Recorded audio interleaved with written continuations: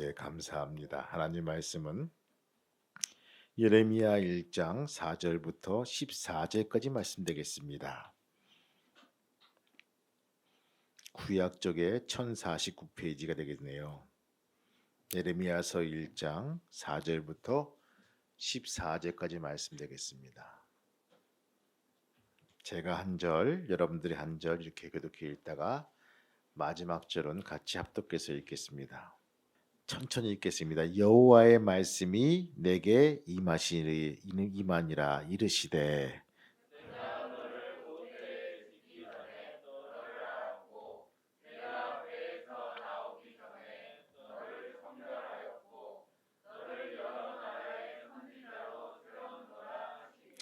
내가 이르되 슬프도소이다 주 여호와여 보소서 나는 아이라 말할 줄 알지 못하나이다 하니 여호와께서 내게 이르시되 너는 아이라 말하지 말고 내가 너를 누구에게 보내든지 너는 가며 내가 내게 무엇을 명령하든지 너는 말할지니라.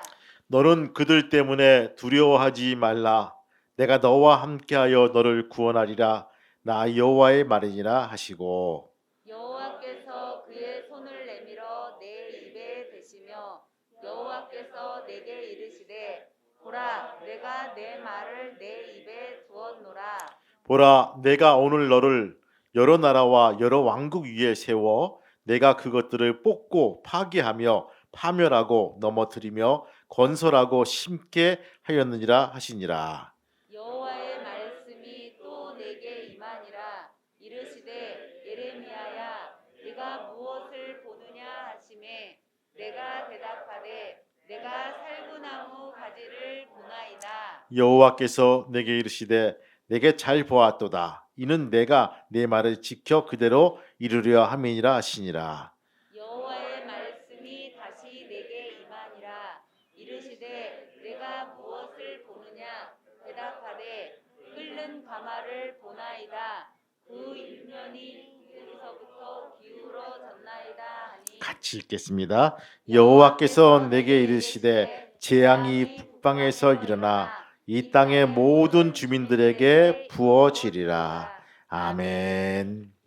옆 사람 인사하시겠습니다. 축복합니다.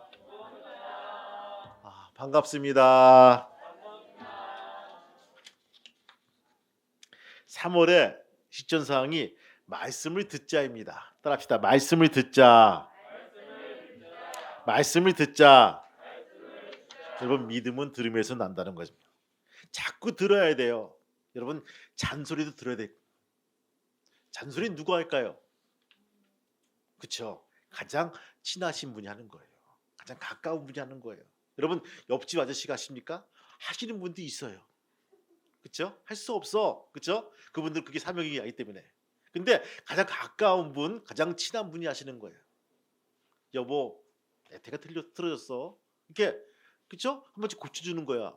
가까운 분이 하는 거예요. 그냥 누가 보건 바지를 지켜 입었던 언젠가 양복 입었는데 뭐 허전합니다. 그래서 보니까 이 벨트를 안 하고 나온 거예요. 근데 제가 지금 배가 나와서 내려가진 않거든요. 근데도 벨트를 하니까 뭔가 좀 허전한 거예요. 근데 가까운 분이 얘기하더라고요. 벨트가 없어요. 라고. 마찬가지예요. 여러분들 자꾸 들어야 됩니다. 믿음도 들어야 생긴다는 것입니다. 여러분 믿음을 자꾸 들을 수 있는 귀한 성도가 되시기를 주님의 이름으로 축원합니다. 볼프 비에만이라는 사람이 독일의 시인인데 이런 말 합니다. 이 시대에 희망을 말하는 자는 사기꾼이다. 다시 한번 이 시대에 희망을 말하는 자는 사기꾼이다. 그러나 절망을 설교하는 자는 개자식이다. 자, 다시 한번 이 시대에 희망을 말하는 사람들은 사기꾼이다. 그러나 절망을 설교하는 자는 개자식이다. 오늘 설교에 딱 맞는 얘기입니다. 하나는 사기꾼, 하나는 개자식이에요. 오늘 예레미야의 컨셉입니다. 여러분들 보세요. 사진 하나 보내주시겠습니까? 여러분 이게 뭔지 아십니까? 단테 신곡에서 지옥 문 앞에 서가지고 고민하는 사람들입니다. 이때 이 라틴어로 쓴 것이 뭐냐면 지옥에 있는 사람들은 희망을 모두 내려놓고 들어와야 된다는 것. 지옥에 들어온 사람들은 희망이란 것을 내려버리고 들어와야 되는 상황이란 것입니다. 지옥은요, 희망이 없는 거예요. 절망만 있는 것입니다. 마찬가지로 우리의 삶 자체가 만약에 지옥 앞에 섰다면요, 희망을 품지 말아야겠죠. 근데 우리는 분명히 이 삶이 지옥이 아니라는 것입니다. 오늘은 구약의 선지자 예레미야에 대해서 말씀을 전할까 합니다. 제목이 우리가 보는 예레미야예요. 말씀을 듣자. 어떤 말씀을 들 것인가? 여러분들, 예레미야 1장은요, 예레미야의 소명에 대한 얘기입니다. 소명은 뭘까요? 하나님께 부르심을 받았다는 말. 하나님께서 구별하여 선택했다는 말입니다. 하나님 자녀로 또한 사명자로 부름 받았을 때 사용되는 말이 소명이란 것입니다. 다시 말하면요, 하나님 백성으로 구별하여 하나님의 사명자로 되었다는 것입니다. 우리가 자격이 있어서 불러주신 것이 아니죠. 에베소서 2장 1절 말씀 보니까요, 허물로 죄로 우리의 영혼이 죽었다고 되어 있습니다. 하나님과 단절된 상태를 말하고 있는 것들이죠. 에베소서 2장 말씀 보니까 그때 너희가 그 가운데서 행하여 이 세상 풍속을 쫓고 공중의 권세 잡은 자로 따랐으니 곧 지금 불순종의 아들 가운데서 역사하는 영이라. 전에는 우리도 그 가운데서 우리 육체의 욕심을 따라 지내며 육체의 마음에 원하는 대로 하여 다른 이에게도 같이 본질상 진노의 자녀였다고. 그런 우리를 바로 긍휼에 풍요하신 하나님이 우리를 사랑하사 그 큰 사랑을 위해서 허물과 죄로 죽은 우리들을 예수와 함께 살려 주었다는 것입니다. 너희가 은혜로 구원을 받았다는 것입니다. 우리가 근본을 바로 알고 살아야 됩니다. 죄와 허물로 죽어버린 우리의 존재, 마땅한 존재라는 것입니다. 그런 우리를 주께서 구원의 길로 인도해 주었다는 거예요. 여러분, 그래서 항상 감사할 수밖에 없는 거예요. 감사. 여러분들, 오늘 예레미야는 누구일까요? 어떤 사람일까요? 1절부터 3절까지 나와 있습니다. 읽어볼까요? 예레미야서 1장 1절 한번 읽어볼까요? 시작. 베나점 땅 아나도스의 제사장 중에 실기야의 아들 예레미야의 말이니라. 아멘. 베냐민 땅에 아나도스라는 제사장 중에 실기야의 아들이다. 지금 말하면요, 금수저예요. 참 잘 나가는 집안입니다. 좋은 가문이에요. 누가 봐도 괜찮은 집의 자녀고 그 자녀의 아들이란 것입니다. 그런 유대의 마지막 선한 왕인 요시야 왕 13년에 주님으로부터 소명을 받습니다. 약 18년 정도 요시야와 함께 활동합니다. 그런데 요시야가 애굽과의 전쟁으로 전사하고 난 후에 유다는요, 애굽의 속국이 되었고 요시야의 아들 여호아하스가 왕이 된 지 석 달 만에 애굽으로 포로로 끌려갑니다. 나라가 온통 엉망이에요.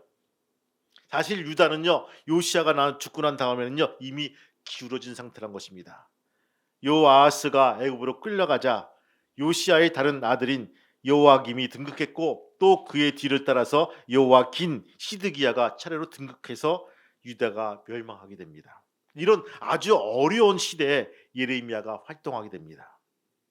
그 당시 동쪽에서는요, 바벨론이 침공했고요, 애굽의 왼쪽에서는요, 바로 서쪽에 있는 나라이고 바벨론 동쪽에서 온 나라입니다.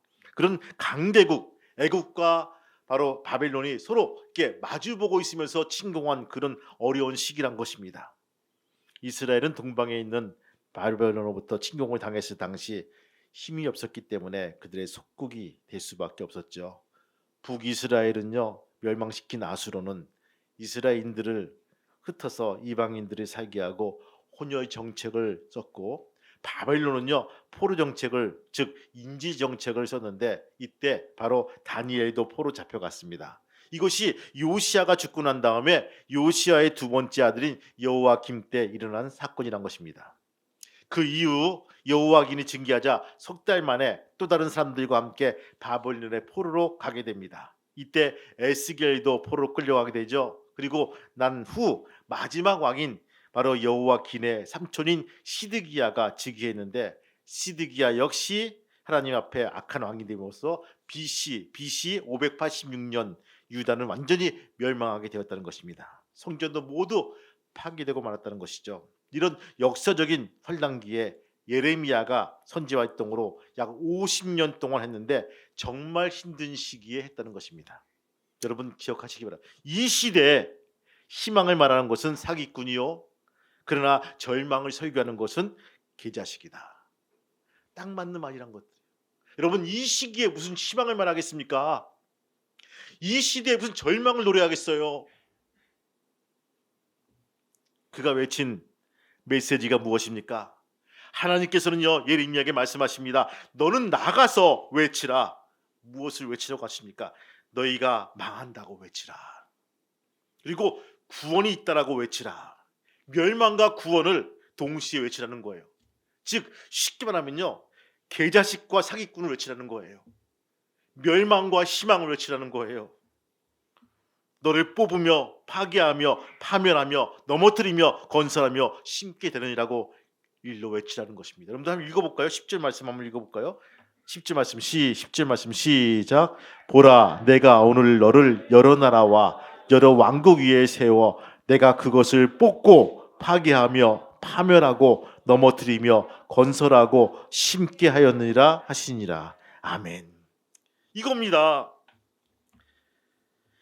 파멸과 회복이란 것입니다.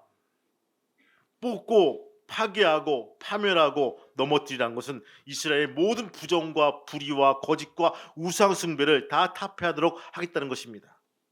그러니까 예레미야의 메시지는 하나님을 버리고 세상을 의지하는 유다는 멸망할 것이라는 경고의 메시지란 것입니다. 선민이라고 자부하는 그들은 오직 하나님만 바라보고 하나님만 의지하고 하나님만에 사랑해야 한다고 민족임에도 그들은 하나님을 저버린 것입니다. 버린 거예요. 그래서 예루살렘이 멸망한다. 예루살렘이 성전도 불타버린다. 이 백성은 70년 동안 바벨론의 포로가 될 것이다. 이 끔찍스러운 심판의 말씀을 예언할 때 얼마나 가슴이 터지겠습니까? 그래서 그는 울 수밖에 없는 거예요. 그러나 하나님은 당연 명령은 단호하십니다. 그러나 여러분들 하나님의 이 심판의 메시지 뒤에 무엇이 있습니까? 새로운 구원의 통로가 숨어 있다는 것입니다. 즉 파괴가 있고 건설이 있느니라. 뽑아버리고 다시 내가 너희를 심을 것이라는 사랑의 메시지가 거기에 포함되어 있다는 것입니다. 왜 그래야 되는 이유가 무엇입니까? 한마디로 그들이 하나님을 떠나 우상에 빠져 있었고 하나님을 의지하지 않고 애굽을 의지하는 정치적인 의지가 있고 사상이 썩고 부패했기 때문입니다. 그러나 파괴하고 다시 건설할 것이니라. 가서 외치라는 것입니다. 예레미야의 소명은 그냥 받은 소명이 아닙니다. 여러분 무당들도 재밌죠? 무당들도 하늘로부터 신이 내려온 그 강신부가 있어요. 그래서 뭐 그 내림굿을 받아야지만 그렇죠? 이게 좀 신령한 무당이 되는 사람이 있는가 하면 자기 열심히 공부해가지고 하는 학습무도 있다는 것입니다.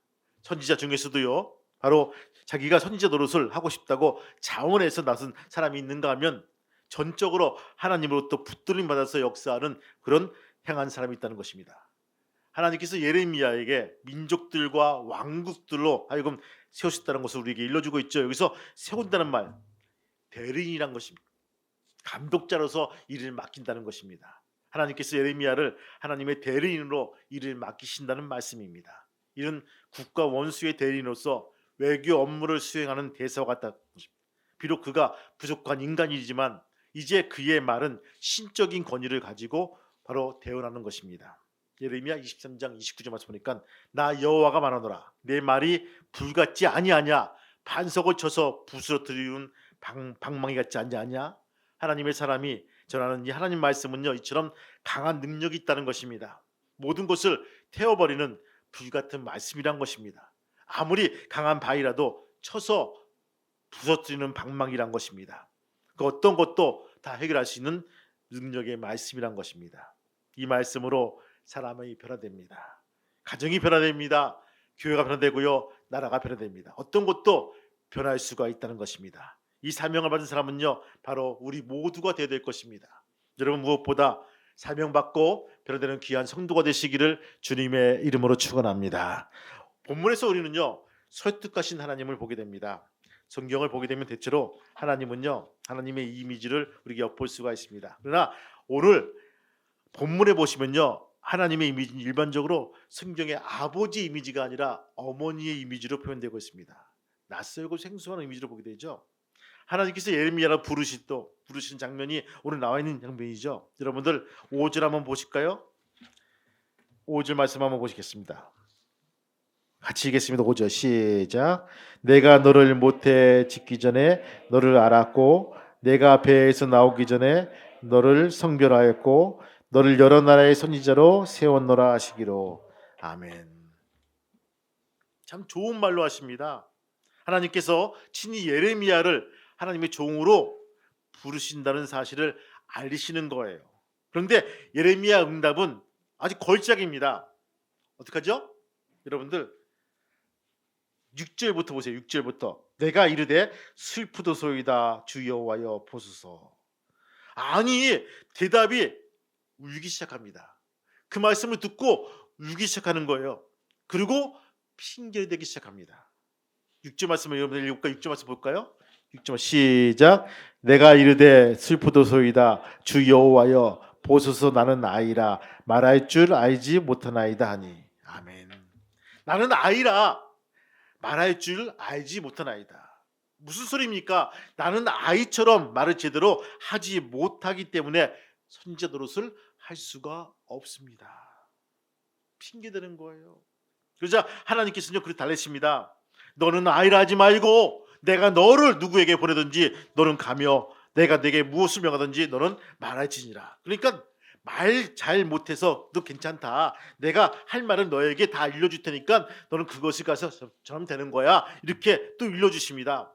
그래도 꿈쩍하지 않고 하나님께서는 예레미야에게 겁을 먹고 있음을 아시고 또 달래시죠. 여러분들 8절 말씀 한번 읽어볼까요? 8절 말씀 같이 읽겠습니다. 시작.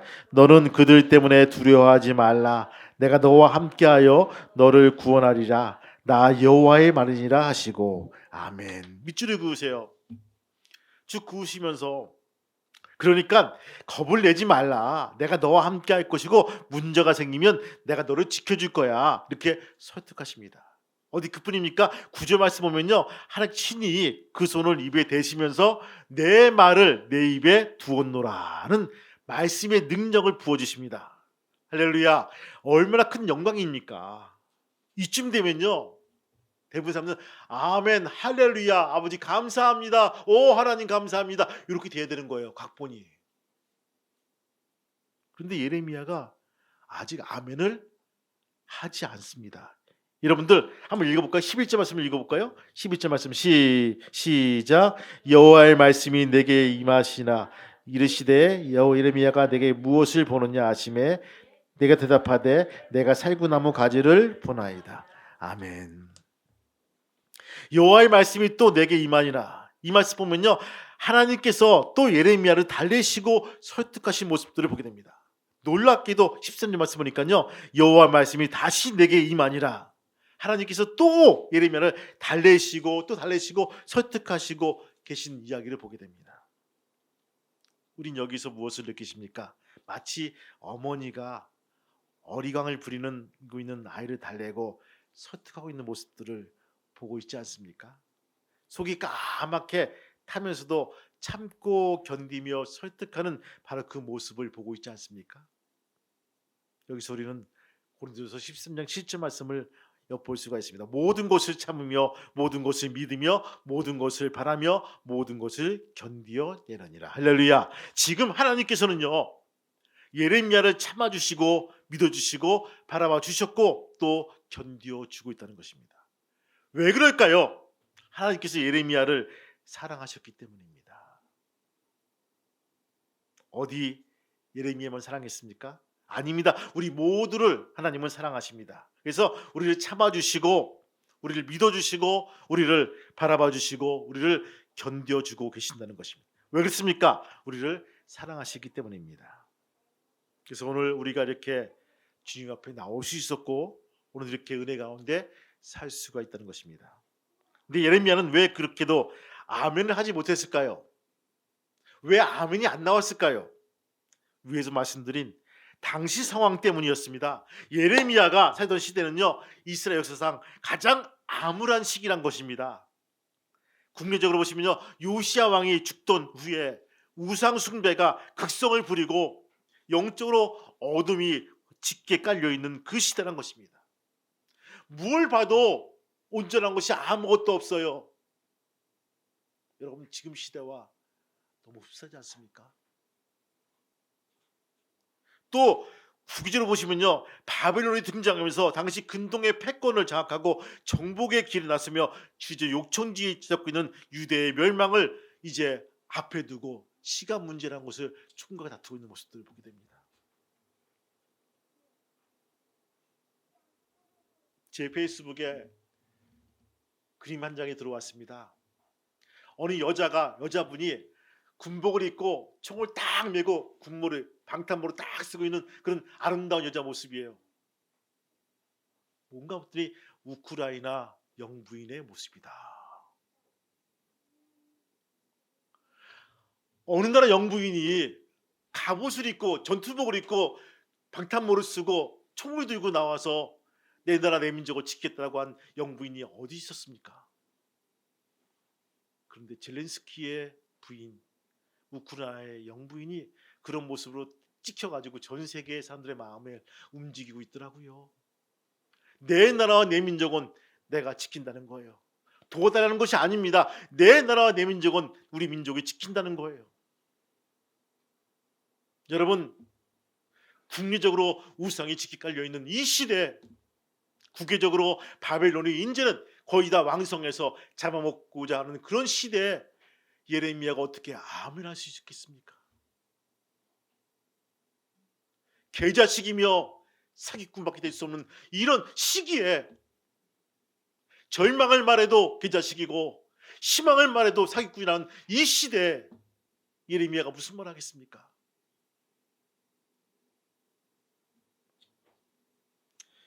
이런 상황에서 예레미야는 하나님의 말씀을 선포하되 심판을 선포해야 됩니다.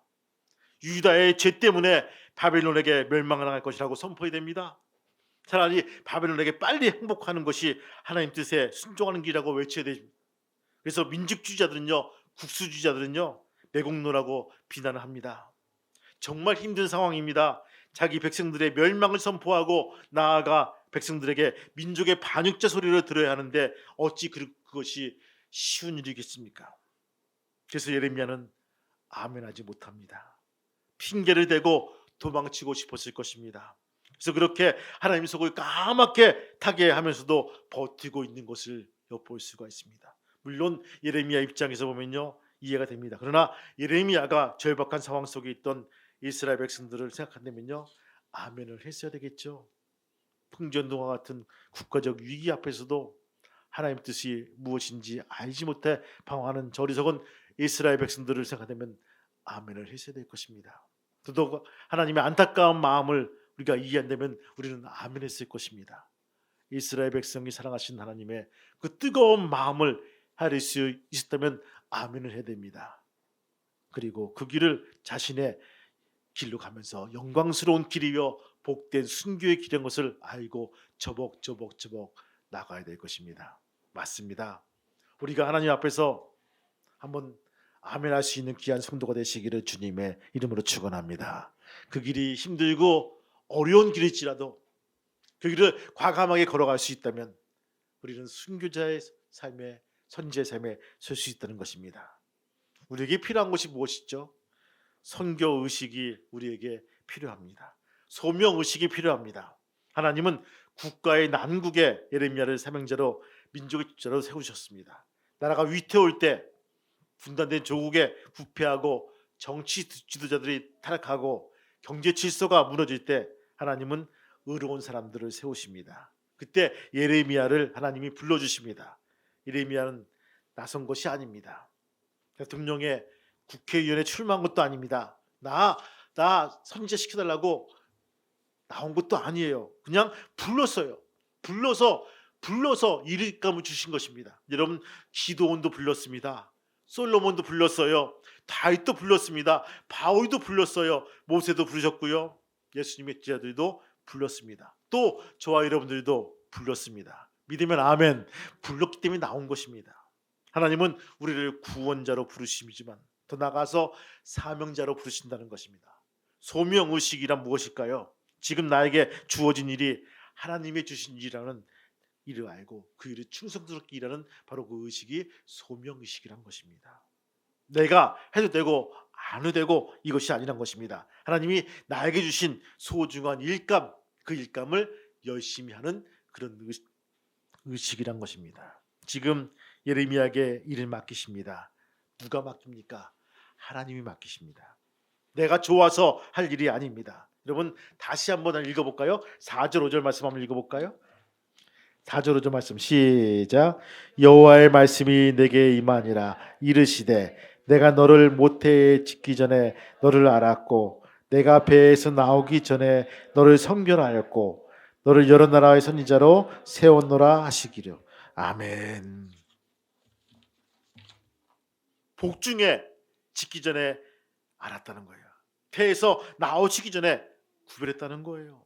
열방의 선지자로 세웠다는 것입니다. 여러분 10절을 보세요. 누가 세웁니까? 하나님이 세웠다는 거예요. 맞습니다. 우리가 매일 매사 일을 할 때 하나님께서 맡긴 일이라고 생각해야 될 것입니다. 근데 이것이 우리들에겐 부족합니다. 정말 우리에게 필요한 것은 소명의식입니다. 생산을 하는 자들도 소명의식을 가져야 됩니다. 소비하는 자도 공부하는 자도 대통령도 공무원도 신앙인도 종교 지도자도 직장인도 다 소명의식이 있어야 될 것입니다. 그런데 우리가 무엇을 할 때 그렇게 하지 못한 것이 문제입니다. 욕심으로 명예로 이익으로 권력으로 출세를 하기 위해서 한다는 것입니다. 이것이 문제라는 것입니다. 그러면요 너 죽고 나 죽고 하는 식으로 될 수밖에 없다는 것입니다. 우리는 무엇을 하든지 하나님이 나에게 맡겨준 일감이라 가지고 충실히 될 것입니다. 우리에게 지금 필요한 것이 무엇입니까? 많은 것이 필요합니다. 그중 제일 중요한 것은 그중에 하나가 소명의식을 회복이란 것입니다. 정치인은 정치인대로, 경제는 경제인대로, 교육가는 교육가대로, 종교인들은 종교인대로 소명의식을 회복해야 됩니다. 여기에 바로 하나님의 능력을 바로 더해야 될 것입니다. 예레미야는 능력이 없습니다. 특별한 기적을 일으킬 것이 아닙니다. 무능력하기 때문에 거기에 잡혀있다는 것입니다. 여러분 평생 독신으로 사는 길이었습니다. 반역으로 고발을 당해서 옥에 갇혔고요. 예레미야의 일생을 보면요. 또 진흙 흙당 위에 던지짐을 당했고요. 애굽으로 끌려갔고요. 전생이냐 하면요. 애굽으로 끌려가서 순교에 당했다는 것이 바로 전생이란 것입니다. 죽었다는 거예요. 지도도 모르게. 아무리 어려운 일을 당한다 할지라도 우리는 우리에게 주어진 일감을 분명히 해야 됩니다. 하나님은 우리의 약점과 허물, 단점들을 다 아십니다. 그리고 맡기신 일이에요. 부족하다고 생각하지 마시기 바라요. 하나님은 우리에게 꼭 필요한 것을 주십니다. 수가 적다고 생각하지 마시기 바랍니다. 우리를 통해서 얼마든지 감당하고 일할 수가 있다는 거예요. 여러분 기도원의 300용사를 기억해 주시기 바라요. 시대마다 많은 수가 아니라 하나님의 사람을 하나님은 사용하신다는 거예요. 소돔과 고모라 성에 의인 10명을 찾으시는 하나님의 그 숨가쁜 음성을 들을 수 있는 귀한 성도가 되시기를 바랍니다. 오늘 이 시대는요 다수의 사람들의 지배하는 시대처럼 보입니다. 물량이 바로 숭배의 대상이 되고 맙니다. 심지어 교회에서도요 숫자 노름을 합니다. 많은 것이 좋은 것이지 아니 목사님 교회에서 다수결로 해야죠. 여러분 다수결로 했냐면요 바로 가나안 땅에 정탐꾼 보냈을 때 그렇죠? 예. 몇 명 보냈죠? 12명 보냈죠. 그때 결과가 뭐였죠? 10대 2였어요. 그러면 다수결에 뭐였습니까? 10명이 다수결했어요. 2명은 반역표였어요. 하나님의 뜻과 하나님의 방법은요 다수결이 아니란 것입니다. 좀 더 기도하고 하나님께 묻고 하나님의 뜻을 우리가 헤아릴 수 있는 귀한 믿음의 성도가 되시기를 주님의 이름으로 축원합니다. 우리가 가야 될 길은요 다수결의 길이 아니라는 부분입니다. 심지어 우리가 하나님의 역사의 중심에서 끌어가는 소수가 되어야 될 것입니다. 길이 없으면 길을 만드는 자가 기직자가 된다는 것입니다. 그런 사람이 선구자라는 것입니다. 여러분들, 사명자는요, 어떤 일에도 두려워하지 말고 주님의 힘으로 감당해야 됩니다. 지금 그가 해야 될 일이 무엇입니까? 심판과 회복이란 것입니다. 회복한다는 메시지는 쉽습니다. 그러나 자기 백성들을 멸망할 것이라고 하는 심판은요, 쉽지 않다는 것입니다. 소명의식 가진 사람도 내 힘이 아니라 하나님 주시는 힘으로 감당해야 될 것입니다. 이때 우리는 승리할 수가 있다는 것입니다. 여러분들, 오늘 이 말씀을 기억하면서 다시 한번 우리가 마음속에 점이는 것은 뭡니까? 주님, 나에게 소명의식과 사명의식을 허락하여 주옵소서. 아니, 잃었던 잠재던 우리의 의식들이 회복되게 도와주시고 그 영성이 다시 한번 일어날 수 있는 귀한 믿음의 성도가 되시기를 주님의 이름으로 축원합니다. 오늘 예레미야는요, 아멘을 못했어요. 알고서 못했어요. 멸망과 회복을 알지만 못했어요. 왜? 나는 계자식과 사기꾼이 되기 싫어가지고, 나는 좀 스마트하고 깨끗하고 알뜰하고 괜찮은 사람하고 취급받고 싶어가지고, 아주 고급스러운 말만 하고 그렇게 취급받고 싶어가지고 하나님께 몇 번이나 간구했을 것입니다. 그러나 하나님은 그게 아니다. 너의 사명은, 너의 소명은 이것이다라고 분명히 일러주고 있습니다. 뽑으나 거기에 다시 심겨질 것이란 것들, 다시 해치나 다시 세운다는 하나님의 사랑의 메시지란 것입니다. 여러분, 오늘 예레미야 마음을 여러분들 읽었습니까? 느꼈습니까? 우리가 하나님 인생을 살아갈 때 주신 소명의식과 사명의식 가지고 살아가는, 그래서 매일매일 울 수밖에 없는 예레미야를 보면서 같이 통탄하면서 나라와 민족을 위해서 같이 기도해 나갈 수 있는 귀한 우리 모두가 되기를 소망합니다. 이 믿음의 기도를 가지고 우리가 같이 기도하면서 우리가 하나님께 부르짖는 귀한 시간 될 수 있도록 인도하여 달라고 기도하시는 귀한 성도가 되시기를 주님의 이름으로 축원합니다. 한 1분 동안 같이 기도하시겠습니다. 주님 감사합니다. 아버지 도와주시고 인도하시고 역사해 주셔서 오늘 우리가 본 예레미야, 아버지 하나님 도와주시고 인도하시고 역사하여 주옵소서. 주님 할렐루야 할렐루야 할렐루야. 주님의 귀한 믿음으로 시당으로 이 시간 나왔습니다. 아버지 하나님의 이 시대의 희망을 말하는 자는 사기꾼이요, 아버지 그러나 절망을 설교하는 자는 기자식이라고 말씀하신 아버지의 볼품비의 말을 보게 됩니다. 주님 할렐루야 할렐루야 인도하시고 역사해 주옵소서. 예, 하나님 맞습니다. 참 어려운 시대 살고 있습니다.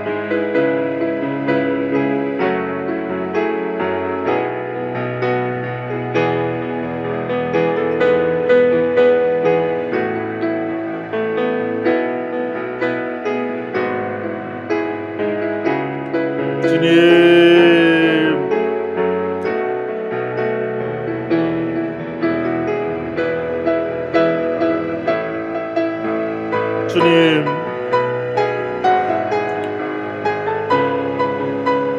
주님,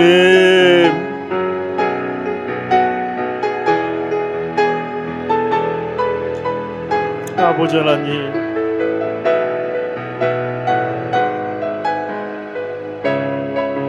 아버지 하나님 인도하시고 역사해 주옵소서.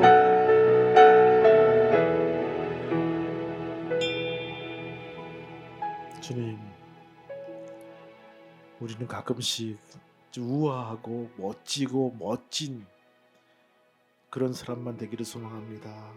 그래서 여러 가지로 이건 되고 저건 안 되고 하면서 하나님의 마음을 뒤흔들 때가 있으면 고백합니다. 오늘 주신 이 말씀 뽑고 파괴하며 파멸하고 넘어뜨리며 건설하고 심게 하였느니라는 말씀. 이게 얼마나 큰 말씀이며 힘든 말씀임을 알기에 오늘 예레미야는 아멘하는 것을 주저하는 것을 보게 됩니다. 주님, 우리에게 주신 이 소명의식과 사명의식을 회복되게 도와주시고 어디에 있건 주의 말씀대로 살아갈 수 있는 귀한 믿음의 성도가 될 수 있도록 이끌어 세워 주옵소서.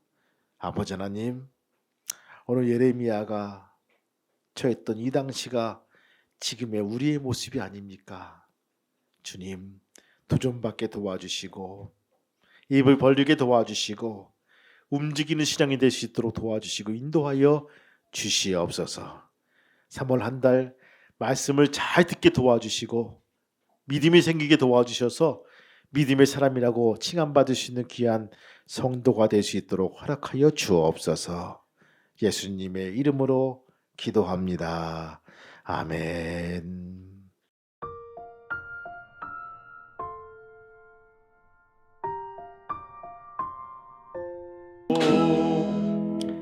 하나님, 암울한 시기, 무엇 하나 희망도 안 보이고 절망밖에 안 보는 시대에 지금 살고 있지 않습니까?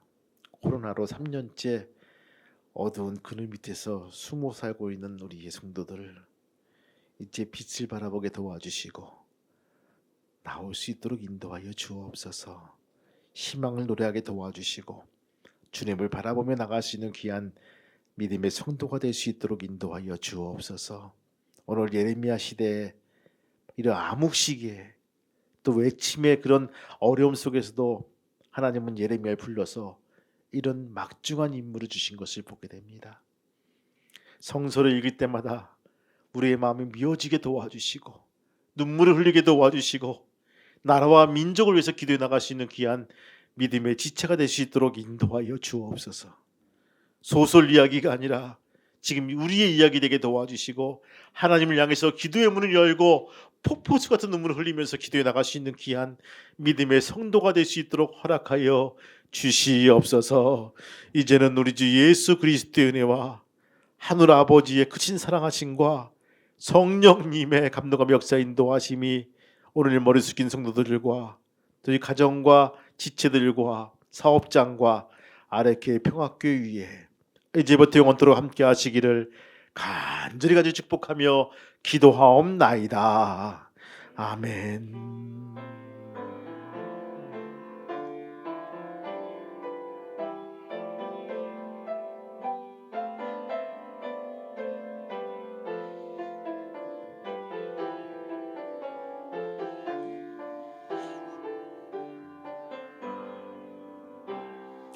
아멘.